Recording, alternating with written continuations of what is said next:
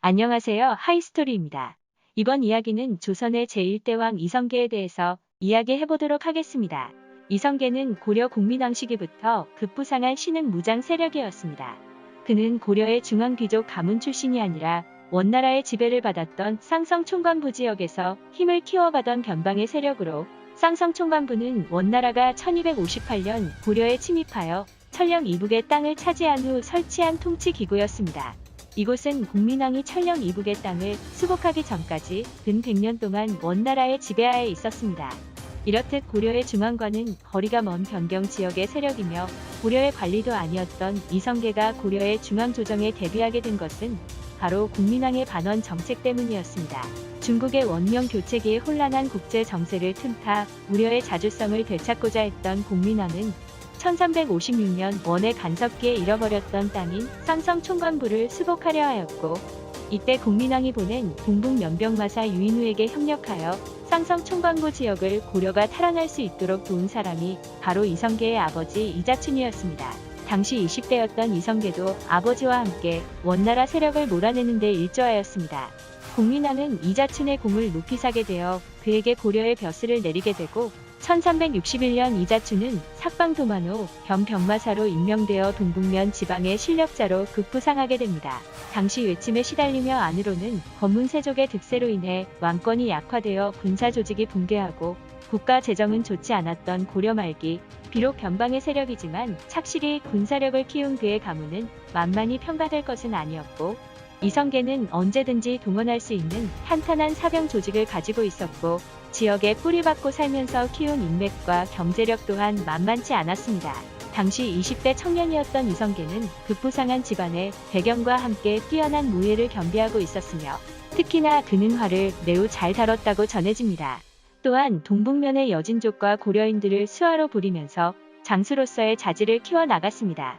당시 이딸은 외적의 침입은 약화된 고려 조정으로서는 무척이나 괴로운 일이었지만, 이성계에게는 무장으로서 자신의 능력을 마음껏 뽐낼 수 있는 하늘이 준 기회나 마찬가지였습니다.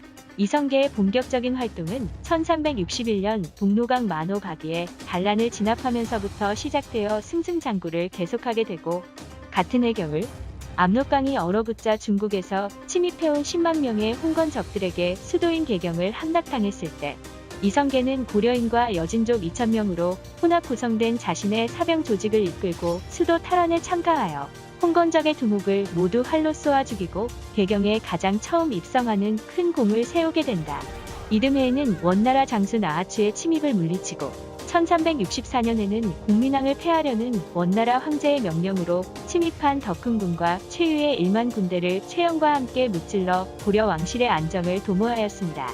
또한 자신의 이종 사촌이 되는 여진족 삼선 그리고 3개의 난을 평정하여 동북면의 안정도 되찾게 됩니다. 이로써 그는 고려 중앙조정에서 탄탄한 입지를 확보하고 동시에 중요 벼슬을 거머쥐게 됩니다.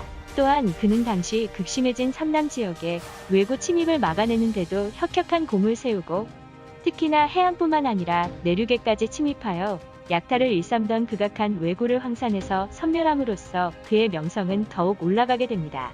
이후 이성계는 북쪽과 남쪽을 오르내리며 근 20여 년간을 고려 조정을 위해 일했으며, 그가 치르는 전투는 모두 승리하여 사람들은 그를 불패의 사나이, 란세를 구원할 영웅으로 부르게 됩니다.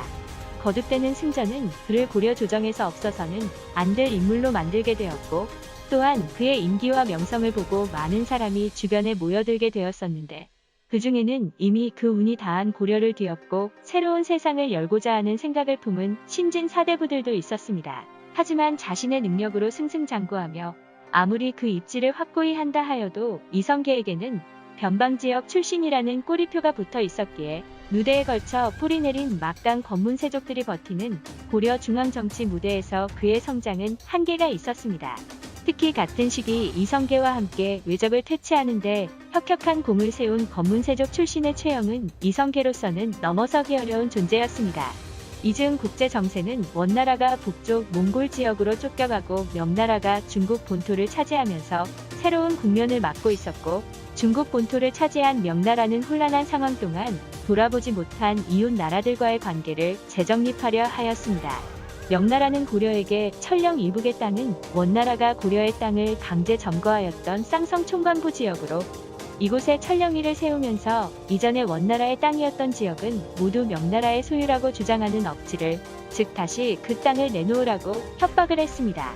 당시 최영과 그가 보호하고 있던 우왕은 명나라의 이러한 요구에 반발했고 명나라 초기에 불안한 전국을 틈타 요동까지 정벌하자고 나서게 됩니다. 하지만 이성계는 최영의 의견에 반대를 합니다.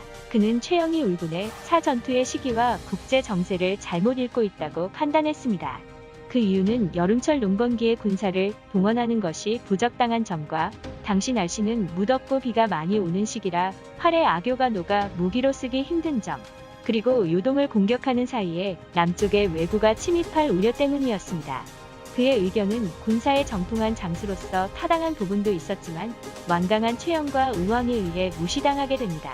결국 이성계는 우왕과 최영의 명을 받아 우군 도통사가 되어 자군 도통사 조민수와 함께 군대를 이끌고 요동정벌길에 오르게 됩니다. 그러나 압록강을 건너 중국으로 들어가기 전에 위화도에 주둔한 이성계는 큰 비를 만나고 더는 앞으로 나갈 수 없는 위기에 봉착하게 되고 이대로 물에 빠져 죽을 것인가 군대를 돌릴 것인가의 기로에서 그는 조민수를 설득해 회군을 선택하게 됩니다. 이 사건이 바로 위화도 회군입니다.